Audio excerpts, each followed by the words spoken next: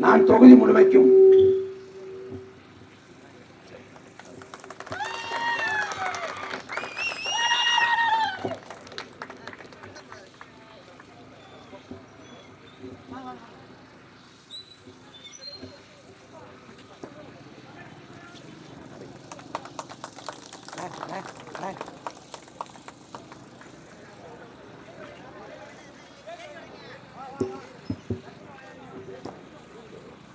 கையில் விட்டுறேன், அதை போட்டுருங்க, கையில் விட்டு சந்தோஷம்.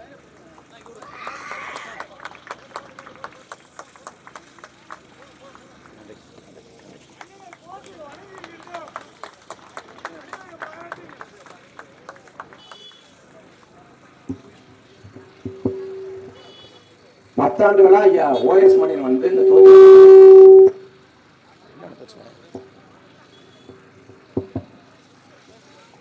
வேதாரின் சட்டமன்ற தொகுதியை பொறுத்த வரைக்கும் 10 ஆண்டுகளா ஐயா ஓஎஸ் மணியன் சட்டமன்ற உறுப்பினர் இருந்து வர்றாங்க.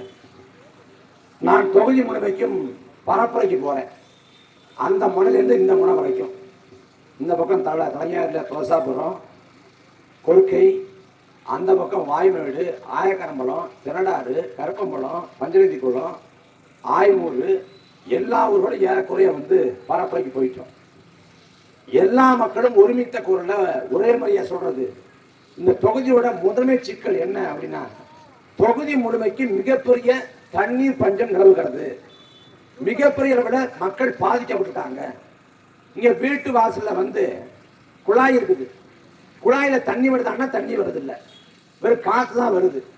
அதனால என்னன்னா, இங்க நிலத்தடி நீர்மட்டத்தை பயன்படுத்தி கொள்ளலாம், ஒரு அடி குழாய் போட்டுக்கொள்ளலாம் அப்படின்னு பார்த்தா நிலத்தடி நீர்மட்டம் உப்பாக மாறிவிட்டது. எதனால உப்பாக மாறிச்சு? காரணம் ஒண்ணு மணக்கொள்ளை, இன்னொன்னு இறால் பண்ணைகள். இறால் பண்ணைகள் அமைச்சு அந்த கழிவுநீரை கொண்ட ஆற்றுல விடுறது, விவசாய நிலத்துல விடுறதுன்னு முழுக்க முழுக்க நிலத்தடி நீர் மட்டத்தில் இன்னைக்கு உப்பு சேர்ந்துருச்சு. அதன் விளைவாக தண்ணிக்கு கையேந்த வேண்டிய நிலைக்கு நாம் தள்ளப்பட்டுட்டோம். எல்லா மக்களும் தண்ணி யார் வந்து தர்றாங்களோ அவங்களுக்கு தான் ஓட்டு போடுவோம் அப்படின்னு சொல்றாங்க. இது இன்னொரு ராமநாதபுரம் போல, இன்னொரு சிவகங்கை போல, இன்னொரு விருதுநகர் போல ஒரு வறட்சி பகுதியாக இருக்கிறது. ஆனா இதை வெள்ள தெரியாம இங்க இருக்கக்கூடிய ஆட்சியாளர்கள் வந்து மூடி மறைக்கிறாங்க. துளசாபுரம் கிராமம், துளசாபுரத்துல கிராமத்துல வந்து அந்த மக்கள் சொல்றாங்க, நாங்க யாருக்கும் ஓட்டு போட போறதில்லை, ஏன்னா இந்த ஜனநாயக அமைப்பின் மீது நம்பிக்கை இழந்துட்டோம். இங்க தண்ணி தட்டுப்பாடு இருக்கு, நாங்க சாலை மறியல் பண்ணோம், பட்டினி போராட்டம் பண்ணோம், சாகும் வரை போராட்டம் இருந்தோம், ஆனா எந்த போராட்டத்தையும் அரசும் ஆட்சியாளர்களும் கண்டுகொள்ள அப்படிங்கிறாங்க. அப்ப குடிக்க தண்ணி கூட தர முடியல. குடிக்கிற தண்ணிக்கு உத்தரவாதப்படுத்த முடியலன்னா எதற்காக இவர்களுக்கு வாக்கு செலுத்தணும்? கும்பலச்சேரிக்கு போறப்ப அங்க வந்து அந்த ஆட்டு ஓர மக்கள் வாழ்றாங்க. ஆறு முழுக்க வந்து முழுக்க முழுக்க வெங்காய தாமரை ஆக்கிரமிப்பு. அந்த வெங்காய தாமரை கூட அகற்றல. அதன் விளைவாக அந்த தண்ணீர் வந்து மாசுபட்டு போச்சு. மாசுபட்டு போன தண்ணியில அவங்க குடிக்க போனா குளிச்சா உடம்பெல்லாம் அரிக்குது. அப்புறம் என்ன பண்ணாம வீட்டுக்கு வந்தவன நல்ல தண்ணியில இருந்து 2 சொம்பு எடுத்து மேல ஊத்திக்கிறோம் அப்படிங்கிறாங்க. நாங்க குடிக்கவோ உழ வைக்கவோ தண்ணிக்கு அவ்வளவு பாடுபடுறோம் அப்படின்னு சொல்றாங்க. இந்த தொகுதியின் சட்டமன்ற உறுப்பினர் மதிப்புரிய ஐயா ஓஎஸ் மணியன் அவருக்கு இந்த தொகுதி முழுக்க நிலவக்கூடிய தண்ணீர் பஞ்சம், தண்ணீர் தட்டுப்பாடு தெரியுமா தெரியாதா? இந்த தண்ணீர் பஞ்சத்தை போக்க அவர் என்ன முயற்சி எடுத்தார்? இது நேற்று இன்னைக்கு அல்ல, பல மாதங்களாக இந்த தொகுதி முழுமைக்கும் அவ்வளவு பெரிய தண்ணீர் பஞ்சம். யோசிச்சு பாருங்களேன், மன்னராட்சி காலத்துல கூட இந்த மாதிரி கொடுமை இல்லை. மன்னராட்சி காலத்துல சேசிப் இல்ல, கிட்டாச்சு இல்ல, டிராக்டர் இல்ல, பொக்கலை இல்ல, லாரி இல்ல, கனரக எந்திரங்கள் இல்ல, கனரக வாகனங்கள் இல்ல. ஆனா இருந்தது மண்வெட்டின் கடப்பாறையும் தான். மண்வெட்டின் கடப்பாறை இருந்த காலத்துல மண்வெட்டின் கடப்பாறை கொண்டு ஏரிகளை வெட்டினா, குளங்களை வெட்டினா, வாய்க்காலை வெட்டினா, ஏரிகளை பராமரிச்சான், ஏரிகளை சங்கிடித்தோட போல இணைச்சான், மக்களுக்கு நீர்ப்பாசனத்தை உருவாக்கினா, தண்ணீர் தட்டுப்பாடு இல்லாது மக்களுக்கு கொடுத்தார்கள். எப்ப? மன்னராட்சி காலத்துல. ஆனா மக்களாட்சி காலத்துல வரி வாங்குறான், வாக்கு வாங்குறான். ஆனா இந்த அரசு ஆறுகள்ல வாய்க்கால்ல குறைந்தபட்சம் தூர்வாரி நீர்வளத்தை செழிப்பதற்கான ஒரு சூழல், அந்த ஆக்கிரமிப்பா இருக்கக்கூடிய வெங்காய தவறை அகற்றி அந்த நீர்வளத்தை வந்து பாதுகாக்கிறது எதையும் செய்யறது கிடையாது. ஆனா இவங்களுக்கு ஓட்டம் போடணும், திமுக ஓட்டம் போடணும், அதிமுக ஓட்டம் போடணும். நான் திரும்ப திரும்ப எழுப்ப ஒரு கேள்வி, இன்றைக்கே இந்த அளவுக்கு தண்ணீர் பஞ்சம் இருக்குன்னா இன்னும் 10 ஆண்டு கழிச்சு இதே தலைஞாயிறு என்னாகும்? 10 ஆண்டு இன்னும் மோசமாக மாறும். வெளிப்படையாக அறிவித்து விடுவார்கள், இது வறட்சி நிலம், ராமநாதபுரம் சிவகங்கை போல இது வறண்ட நிலம் என்று அறிவித்து விடுவார்கள். குடிக்கிற தண்ணிக்கு தட்டுப்பாடுனா நாளைக்கு விவசாயம் எப்படி பண்ண முடியும்? குடிக்கிற தண்ணிக்கு தட்டுப்பாடுனா பல இடங்களுக்கு போறப்ப குடிசை வீடுகள், அந்த குடிசைக்குள்ள ஒரு மனிதன் வாழ்வதற்கான சூழல் இல்லை, ஒரு குடும்பம் நடத்துவதற்கான சூழல் இல்லை. ஆனா வறுமையில ஏழ்மையில அந்த குடிசைக்குள்ள வாழ்றாங்க. அந்த குடிசைக்குள்ள மழை காலத்துல தண்ணி ஊற்றும், குளிர்காலத்துல பனி காத்து உள்ள வரும். ஆனாலும் வாடி வழங்கி அதுக்குள்ள வாழ்றாங்க. அன்பு சொந்தங்களே, 70 ஆண்டுகள மக்களாட்சி நாட்டுல குடியிருக்க நல்ல வீடு இல்லை. இப்போதும் சாலை வசதி கட்டு மக்கள் போராடுறாங்க, இப்போதும் தண்ணி வசதி கட்டு மக்கள் போராடுறாங்க, இப்போதும் தெருவிளக்கு அந்த வசதி கட்டு மக்கள் போராடுறாங்க, இப்போதும் மருத்துவமனை வசதி கட்டு மக்கள் போராடுறாங்க. ஆளக்கூடிய ஆட்சியாளர்கள் மாறி மாறி வந்து ஏமாத்துற.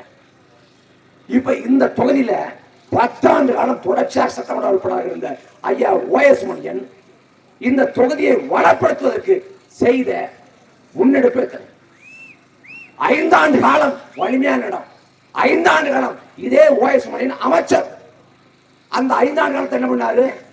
2018ஆம் ஆண்டு கஜா புயல் ஒட்டுமொத்த காவிரி படுகை ஒட்டுமொத்தமாக உலுக்கி போட்டது, நடைகுறைந்து போனது வேதாரண்யம் பகுதி.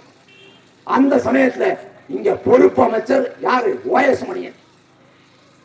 மக்கள் பாதிக்கப்பட்டு வீட்டை இழந்து வாழ்வாதாரத்தை இழந்து அடுத்தவரை சாப்பாட்டு வழி இல்லாம மாற்றுடை இல்லாம அல்லல் பட்டு நடுத்தம் நின்ற போது OS மணியன் எங்கே போனார்?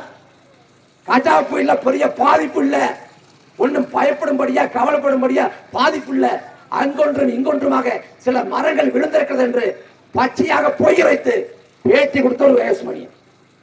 நிவாரண பொருட்கள் வரல, நாங்க பாதிப்படைஞ்சு நிக்கிறோம் சொல்லிட்டு மக்கள் போராடிய போது போராடிய மக்களை சந்தித்து முகம் கொடுத்து கேள்விகளுக்கு பதில் சொல்ல மக்கள் இல்லாம திராணி இல்லாம முதுகலம் இல்லாது சுவர் எழுதி குறித்து ஓடி போன ஒரு OS மணியன்.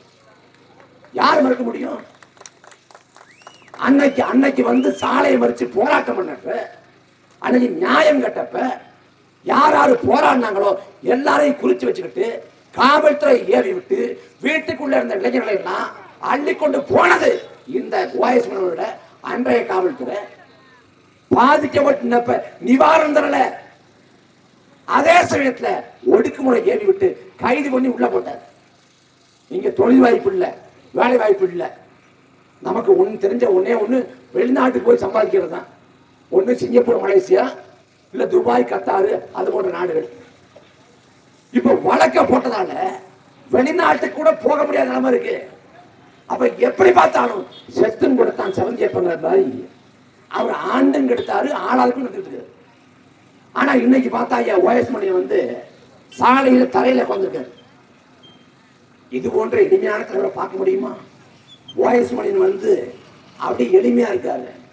இதே போல தரையில உட்கார்ந்து கஜா புயலின் போது யார்கிட்ட குறை கேட்டாரு? இன்னைக்கு தண்ணீர் தட்டுப்பாட்டால ஒட்டுமொத்த தொகுதியை வந்து சிக்கி தவிக்கும் போது எந்த குழாடி வாசல்ல இதே போல தரையில உட்கார்ந்தாரு? எல்லாம் வெளி வேடம், எல்லாம் நாடகம். 10,000 கோடியை பாதிக்கும் மோதியும் திமுக வச்சிருக்கேன். 1000 கோடியை அடிச்சுட்டு மாட்டாரு OS மணியன். இந்த சிவசக்திங்கிற பள்ளிக்கூடம் இருக்கு, சிவசக்தி இன்டர்நேஷனல் ஸ்கூல், தலைஞாயிறுங்கிறது ஒரு சின்ன கிராம பகுதி. இங்க இருக்கக்கூடிய பள்ளிக்கூடம் சர்வதேச பள்ளிக்கூடம் அளவுக்கு தரமா இருக்குங்கிற அதான் இன்டர்நேஷனல் ஸ்கூல் சிவசக்தி. அப்ப அவர் கட்டிய அவர் சொந்த பள்ளிக்கூடம் பன்னாட்டு தரத்துக்கு இருக்குன்னா இதே தொகுதிக்குள்ள இருக்கக்கூடிய அரசு பள்ளிக்கூடம் அந்த பன்னாட்டு தரத்துக்கு வேண்டாம், குறைந்தபட்ச தரத்தோடு இருக்க. அவர் கட்டின பள்ளிக்கூடம் மட்டும் தரமா இருக்குது, அரசு பள்ளிக்கூடம் ஏன் மோசமா இருக்குது? ஏன்னா அரசு பள்ளிக்கூடம் மோசமா இருந்தாதான் அவர் பள்ளிக்கூடத்துக்கு பிள்ளைகளை சேர்ப்பாங்க. அவருக்கு இந்த தொகுதியில் இருக்கக்கூடிய பிரச்சனையை தீர்க்கணும், சிக்கலை தீர்க்கணும், மக்களுடைய வாழ்க்கை தரத்தை மேம்படுத்தணும், வாழ்க்கை சூழலை மாற்றணும். அவ்வளோ எந்த கவலையும் இல்லை, எந்த அக்கறையும் இல்லை. எப்படியாவது பேசி ஓட்ட வாங்கிடணும். நம்ம மக்கள் அவர் எங்க சாதிக்காரரு, அவர் எங்க ஆளுதான் அப்படின்னு ஓட்ட போடுறது. நீங்க சாதிக்காரரும் நம்ம ஆள் ஓட்ட போட்டு அவரை அதிகாரப்படுத்துறீங்க. ஆனா மக்கள் கஷ்டப்பட்டப்ப கூட நம்ம சாதிக்காரங்க அவங்க மரலையவர் யாருக்கு இது மரலையே? அவர் குடும்பத்துக்கு சொத்து சேர்த்தாரு. அவர் தலைமுறையே இனி வேலைக்கு போக தேவையில்லை, வீட்டில் உட்கார்ந்தே சாப்பிடலாம். அவ்வளவு கோடி பணத்தை வந்து சம்பாதிச்சாரு. ஆனா தொகுதியில் இருக்கக்கூடிய மக்கள் எப்படி இருக்காங்க? இங்க படிச்சு முடிச்சு வெளில வரக்கூடிய இளைஞர்களுக்கு தொழில் வாய்ப்பு இருக்கா? வேலை வாய்ப்பு இருக்கா? என்ன இருக்கு? மக்கள் எல்லாம் நல்ல வாழ்க்கை வாழ்றாங்களா? குறைந்தபட்ச ஒரு பொருளாதார உறுதிப்பாடு உண்டா? எதுவும் கிடையாது. ஆனா அவருக்கு ஓட்ட போடணும். எதுக்கு ஓட்டு போடுறது? ஓஎஸ் மனிதருக்கு போடுறது, ஐயா மாமி புகழைந்து இருக்கிறாங்க அவருக்கு ஓட்டு போடுறது, அவருக்கா துடிக்கிறது. எங்க திமுக அதிமுக மறுபடியும் வந்து என்னங்க பண்ண போகுது? இவ்வளவு ஆண்காலத்தில் தமிழ்நாட்டுக்கு எதையும் செய்யாது, தமிழ்நாட்டை சுரண்டி குட்டிச்சுவரா மாத்தி தமிழ்நாட்டோட நிலைமையை மோசமா மாத்திட்டாங்க. தமிழ்நாடு முழுக்க இன்னைக்கு போதைப் பொருட்களின் ராஜ்யம். மதுபான கடையை மூட சொல்லி அதிமுக ஆட்சி காலத்தை இதே திமுக போராட்டம் பண்ணுச்சு. இன்னைக்கு மதுபானம் இல்லாத ஊர் இருக்கா? அன்பு சொந்தங்களே, விளையாட்டு தடம் இல்லாத ஊர் இருக்கு, பள்ளிக்கூடம் இல்லாத ஊர் இருக்கு, நூலகம் இல்லாத ஊர் இருக்கு, உடற்பயிற்சி கூடம் இல்லாத ஊர் இருக்கு. ஆனா டாஸ்மாக் சாராய கடை இல்லாத ஒரு ஊர் இருக்கா? இல்ல. இப்ப இன்னைக்கு வந்து மதுபான கடை விடுமுறை, அதிகாரப்பூர்வ அறிவிப்பு அது. ஆனா சட்டவிரோதமா சாராயம் கிடைக்குது எப்படி? இது காவல்துறை தெரியாதா? உளவுத்துறை தெரியாதா? திமுக அதிமுக தெரியாதா? தெரியும். திமுகவுக்கு அதிமுகவும் காசு போகும், காவல்துறைக்கும் உளவுத்துறைக்கும் மாமூல் போகும்.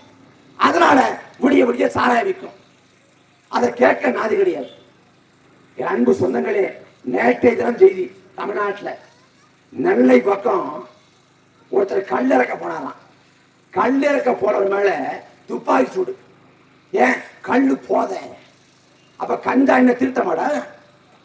டாஸ்மாக் சாராயம் என்ன பஞ்சாப் எடுத்துப்பா? தமிழ்நாடு முழுக்க கடைக்கோடி கிராமம் வரை கஞ்சா போய்விட்டது. தலைநகர் தொடங்கி கடைக்கோடி கிராமம் வரைக்கும் கஞ்சா போயிடுச்சு. கஞ்சா இல்லாத ஊர் இல்லைங்கிற நிலை உருவாயிடுச்சு.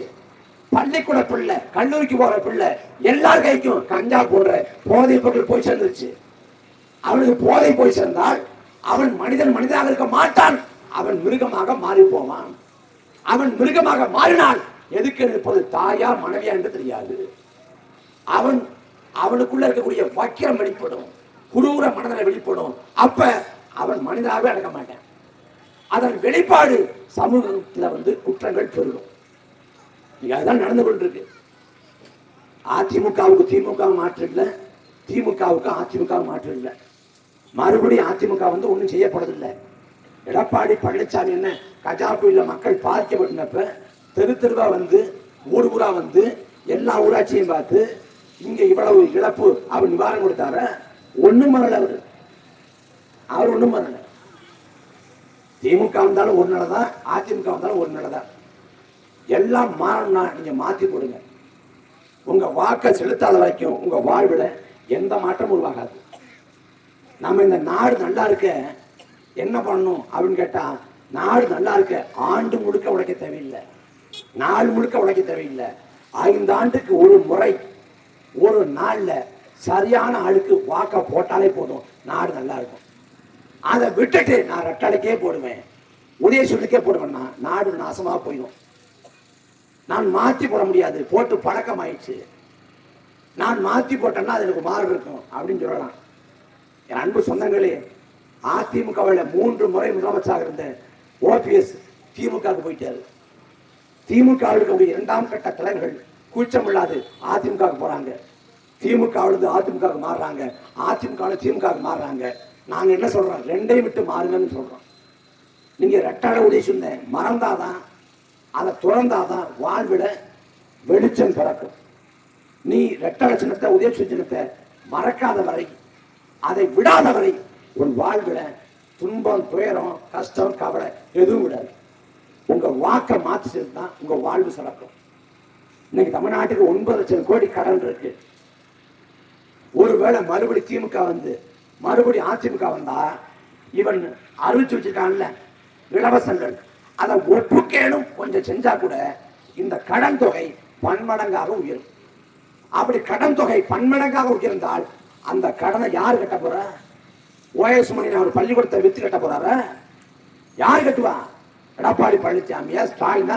யாரு கட்டுவா? மக்கள் தலைமையில விலைவாசி உயர்வாக, மக்கள் தலைமையில வரிச்சுமையாக வந்து விடியும். அப்ப அன்றைக்கும் திண்டாட போவது, போராட போவது நாம் தான். மறுபடியும் திமுக அதிமுக வந்தா அந்த நிலைக்கு கொண்டு போயிடுவான். அப்ப 9 லட்சம் கோடி 10 லட்சம் கோடி கடங்கிறத தாண்டி இன்னைக்கு தமிழ்நாட்டில் இயற்கை வளங்கள் கொள்ளையடிக்கப்படுது. அன்பு சொந்தங்களே, பணத்தை கொள்ளையடிச்சா கூட தமிழ்நாட்டுக்கு 9 லட்சம் கோடி கடன் 80 லட்சம் கோடி கடனா மாறினா கூட பொருளாதார சிக்கல் வந்து, பொருளாதார நெருக்கடி வந்து என்றாவது ஒரு நாள், என்றாவது ஒரு தலைமுறை அதுல இருந்து மீள முடியும், மீண்டும் வாழ முடியும், தமிழ்நாடு மீண்டும் தலை தூக்க முடியும். ஆனால் இங்கு அதிகப்படியாக இயற்கை வளங்கள் கொள்ளையடிக்கப்பட்டு ஆறுகள் சாகடிக்கப்படுகிறது. அடிமை இந்தியாவில் வெள்ளக்கார ஆட்சி காலத்துல பாரதி பாடினா காவிரி தென்பண்ணை பாலாறு தமிழ் கண்டவர் வையை புறநதி என மேவியாறு பல ஓட திருமணி செலுத்த தமிழ்நாடுன்னா காவிரி தென்பண்ணை வையை புனைன்னு ஆறுகள், பல ஆறுகள், அப்புறம் துணை ஆறுகள். அந்த ஆறுகள் தமிழ்நாடுகளுக்கு ஓடி தமிழ்நாட்டை செழிக்க வைத்தது, தமிழ்நாடு வளம் கொளித்தது. நஞ்சையும் புஞ்சையும் கொஞ்சி விளையாடும் தஞ்சை திறன் என்று சொல்லப்பட்டது. ஆற்று பெருக்கற்ற அடிசூடும் அந்நாளும் ஊற்று பெருக்கால உலகூட்டும்னா, ஆற்றுல பெருக்கு நீர் பெருக்கு இல்லாம இருந்தா கூட காலை வச்சா அடிசூடும், ஆனா நீர் வரத்திருக்கும், அந்த நீர் சுரக்கும்னா. இன்னைக்கு ஆறுகள்ல தண்ணி ஓடல, லாரிகள் ஓடுது. ஒரு ஆறுல 30க்கும் மேற்பட்ட அத்தனை ஆறுகளையும் மணக்கொள்ள, தோப்புல மணக்கொள்ள, ஆற்றுல மணக்கொள்ள. மண்ணை கொள்ளடிச்சா என்ன நினைக்கலாம்? மண்ணை கொள்ளடித்தால் நிலத்தடி நீர் மட்டும் கீழே போகும். 30 அடி 40 அடிக்கு கீழே தண்ணி இருந்துச்சு, இன்னைக்கு 800 அடிக்கிட்ட போகுது. நாளைக்கு 2000 அடியாக கீழே போகும். கீழே போனால் எல்லா ஊர்லயும் கடலில் மட்டும் உள்ள வரும், எல்லா ஊர்லயும் உப்பு நீராக மாறிக்கும். உப்பு நீராக மாறி போனால் சொட்டு தண்ணீருக்கும் தட்டுப்பாடு வரும். அந்த நிலையை நோக்கி தமிழ்நாடு போய்கொண்டிருக்கிறது. ஆறுகள்ல மணக்கொள்ள, பக்கத்துல கேரளாங்கிற ஒரு மாநிலம் இருக்கு, கேரளாவில் ஆறுகள் ஓடுது, அங்க ஆற்றுப்படுகை இருக்கு. அந்த ஆற்றுப்படுகளை மண்ணட முடியாது. கேரளா உமன் சாண்டி ஆண்டாலும் சரி, பினராயி விஜயன் ஆண்டாலும் சரி, அச்சுதானந்தா ஆண்டாலும் சரி, யார் ஆண்டாலும் கேரளாவில் மண்ணை கொள்ளையடிக்க முடியாது.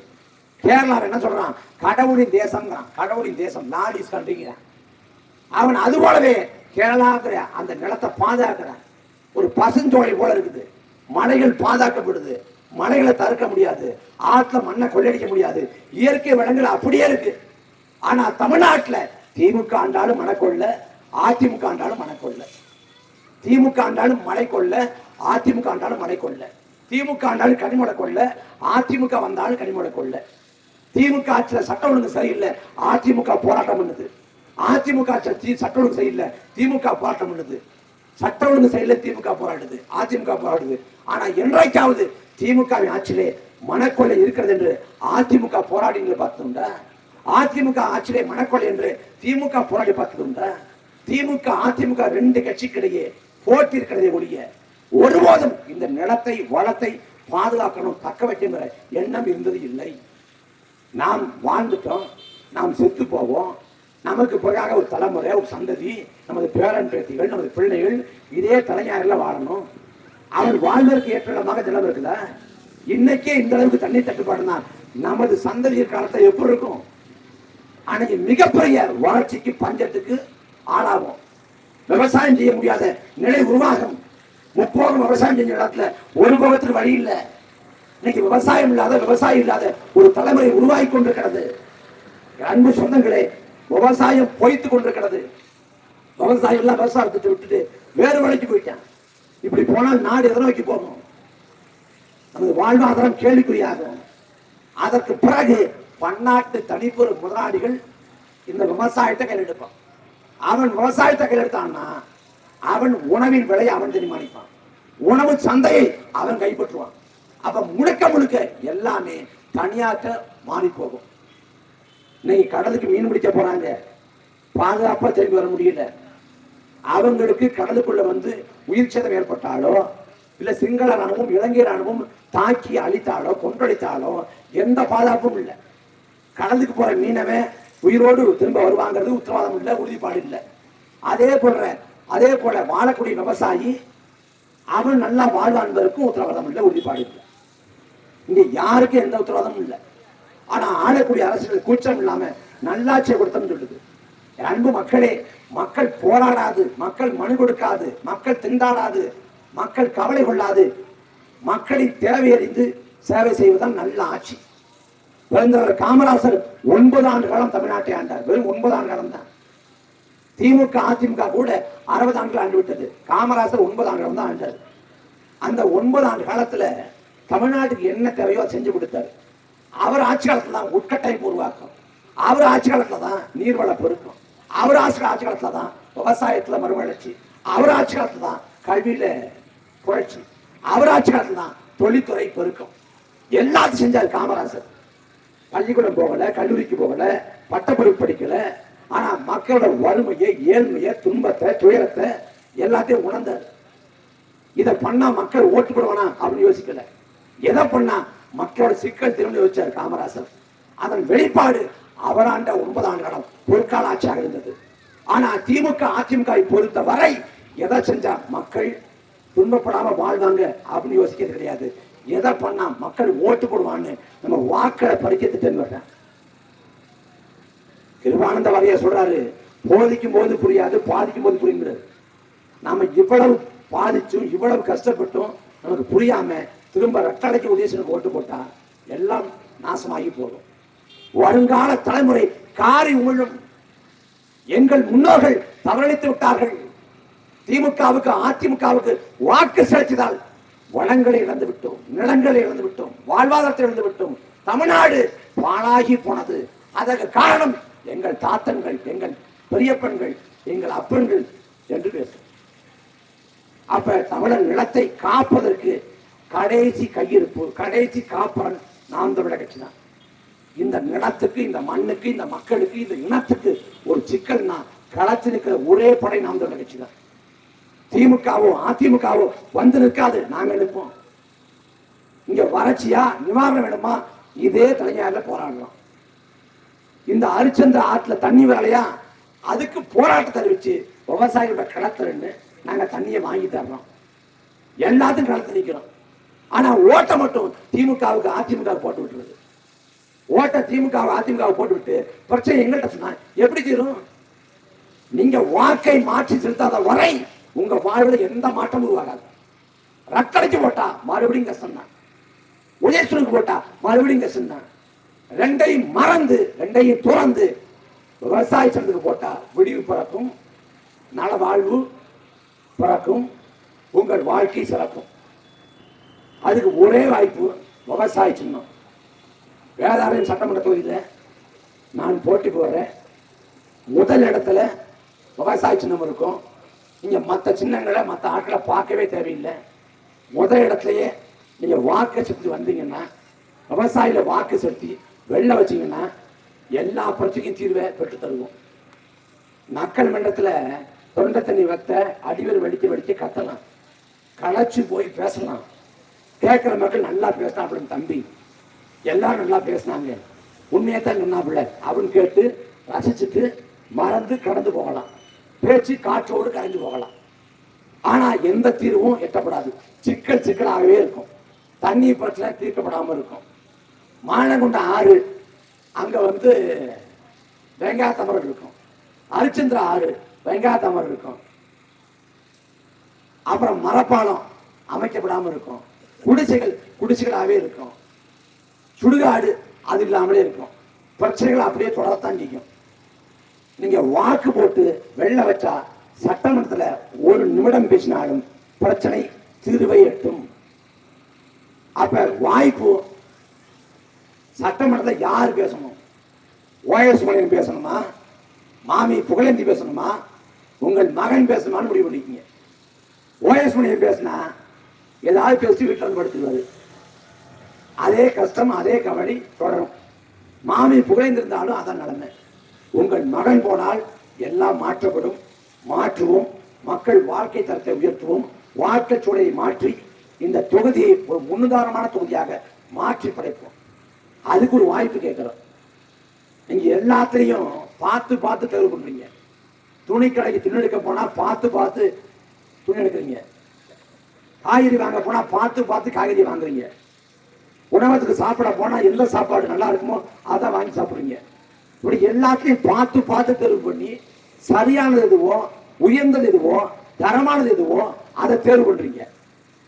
அப்படி எல்லாத்தையும் பார்த்து பார்த்து தேர்வு பண்ற நீங்க வாக்கு செலுத்துறது மட்டும் திமுக அதிமுக ஏன் கோட்டை விடுறீங்க? காலுக்கு செருப்பு வாங்கினா கூட செருப்பு உடைக்குமா? 6 மாச காலம் காலில் போற செருப்பு உடைக்குமான்னு கேட்குறீங்க. ஆனா ஓட்டு போறப்ப வயசு மணியை உழைப்பாரா? புகழேந்தி உழைப்பாரா? குறிப்பிட்ட குழுக்கு ஓடி வருவாரா? மக்களுக்கு அர்ப்பணிச்சு நிற்பாரா? மக்கள் காசை கை வைக்காம இருப்பாரா? எந்த கவலையும் போறதுல எதையும் யோசிக்கிறது இல்லை. நட்டல குத்து இல்ல உதயசில குத்துன்னு குத்துறீங்க.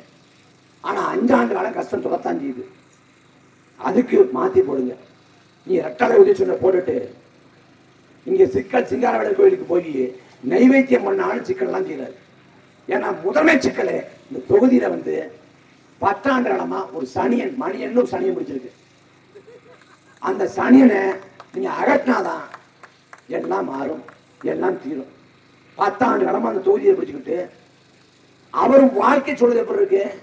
ஒரு வீடு கட்டிட்டு 2 வீடு கட்டிட்டாரு. வீட்டுக்கு இருக்க சமுதாய கூட இருந்துச்சு, அதை ஆக்கிரமிச்சுட்டாரு. வீடு பங்களா மாதிரி இருக்கு அவர் வீடு. ஆனா அவர் வீட்டு மாட்டு கொட்டையை விட மிக மோசமான நிலையில தொகுதி மக்கள் குடிசையில வாழ்ந்து கொண்டிருக்காங்க. அது எப்ப மாத்துறது? அவர் 200 கோடிக்கு இந்த சிவசக்தி இன்டர்நேஷனல் ஸ்கூல்னு பள்ளிக்கூடம் கட்டிட்டாரு. இல்ல இதே போல சிவசக்தி என்ஜினியரிங் காலேஜ் அவளுக்கு காலேஜ் கட்டணும்னா நீங்க வாய்ஸ் பண்ணி ஓட்ட போடுங்க. இல்ல இந்த தொகுதியோட பிரச்சனைகள் தீர்க்கப்படணும்னா நாம் கட்சி ஓட்ட போடுங்க. மாமி புகழேந்தி என்ன பண்ண போறாரு? நகரமன்ற தலைவராக இருந்தாரு, அங்க அடிச்சுட்டாரு. அது பத்தல, இப்ப எம்எல்ஏ ஆக்கி விட்டா இங்கே அடிச்சுவாரு. அப்ப கொள்ளடிச்சவங்களுக்கு ஓட்டு போடணுமா, மக்கள் சேவையாற்றவங்க ஓட்டு போடணுமாங்கிற கேள்வி வைக்கிறோம். நீங்களே சிந்திச்சு இன்னும் 15 நாள் இருக்கு, செயலாற்றுங்க. மறுபடியும் ரெட்டால உதயசூரியன் இந்த நிலத்தை கெடுத்துறாதீங்க. உங்கள் பிள்ளைகள் கையேறு நிலையில் நிற்கிறோம்.